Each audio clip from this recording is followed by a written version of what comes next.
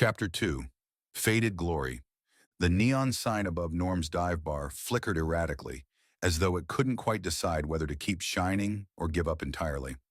Inside, the place was dimly lit, with the faint smell of beer and regret lingering in the air.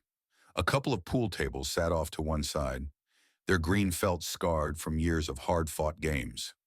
In the corner, a small stage stood, barely big enough for a stool and a microphone, perfect for one lonely soul to pour their heart out.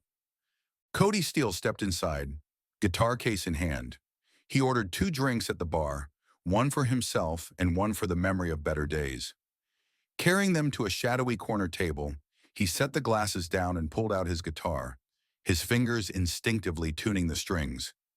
Each adjustment felt like a quiet conversation between old friends, the kind that doesn't need words. When Cody took the stage, there was no fanfare, no grand announcement. He was just there, as much a part of the bar as the sticky floors and the cracked vinyl stools. The opening chords of Johnny Cash's Arkansas Lovin' Man spilled from his guitar, and it became clear that the mournful voice covering the song was his all along. When he finished, the silence in the room was deafening. No applause, just the clink of glasses and the shuffle of feet. Cody stepped closer to the mic, his voice low and unsteady. "Thank y'all for being here tonight. It's good to be back on stage. Though I gotta tell you, every chord I play, I feel it in my bones. Remnants of a broken back from a car wreck that never healed right." His words hung in the air, heavy with unspoken pain. A few scattered, "We love you, Cody," calls came from the audience. Cody gave a faint, rueful smile. "My baby girl, Ermeline, was taken from me that night," he continued, his voice faltering. A slideshow of memories flashed in his mind. A 1970 Ford F-150 swerving uncontrollably, rolling over, crashing into a tree. The crushing cab, his baby girl's bright eyes and tiny hands. Cody swallowed hard, gripping the mic stand like it was the only thing keeping him upright.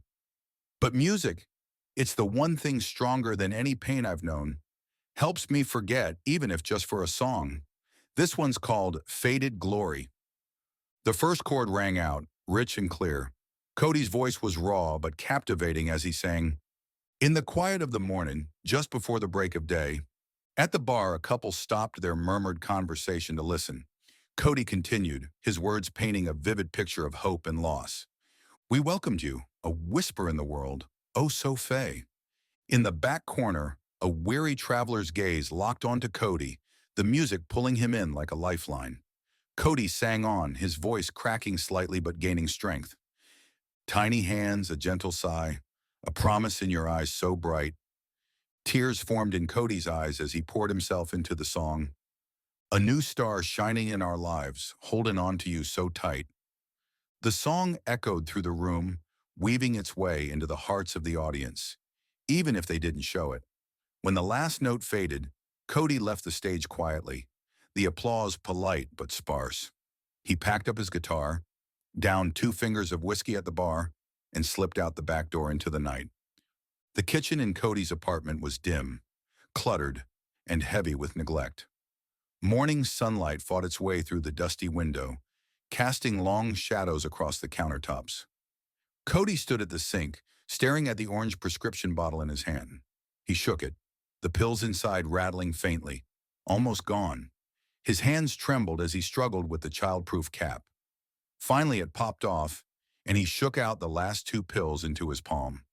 He stared at them for a long moment, his face a mask of relief and despair.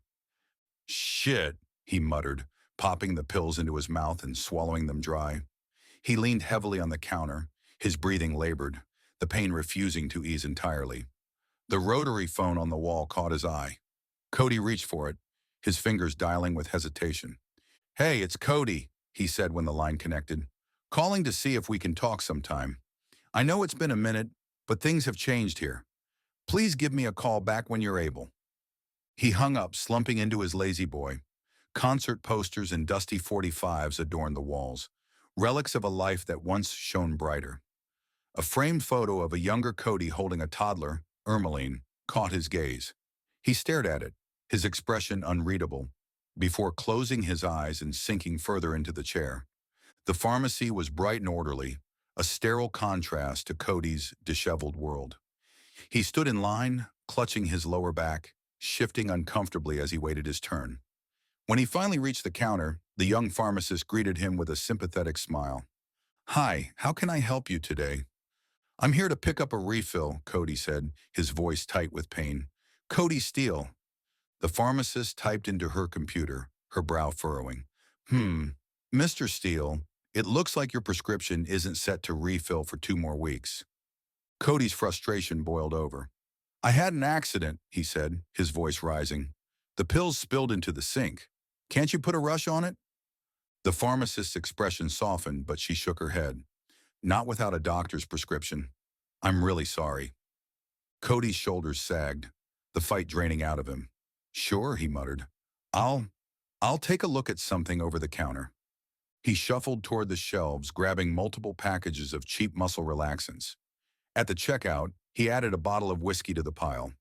Back at his apartment, Cody sat slumped on the couch, the bottle of whiskey in one hand and an open package of pills in the other. The light filtering through the curtains highlighted the weariness etched into his face. He stared at his phone, scrolling through his contacts until he found the number he needed. "Hey, I'm in a bad way here," he said when the call connected. "Can you help me out?" A pause. Cody nodded at the response.